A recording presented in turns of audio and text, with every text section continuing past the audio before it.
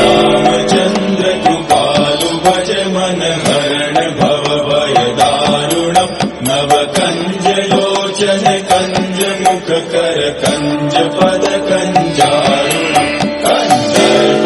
गणित अमित छवि नव नील नीरद सुन्दरम् पटपीठ मानव तडित रुचि सुचि नौमि जनक सुतावरम् शिरमुकुट कुण्डल तिलक चारु उदार अंग विभूषणम् आजानुभुज शर चाप धर संग्राम जित कर दूषणम् भज दीन बंधु दिनेश दानव दैत्य वंश निकंदनम् रघुनंद आनंद कंद कौशल चंद दशरथ नंदनम् इति वदति तुलसीदास शंकर।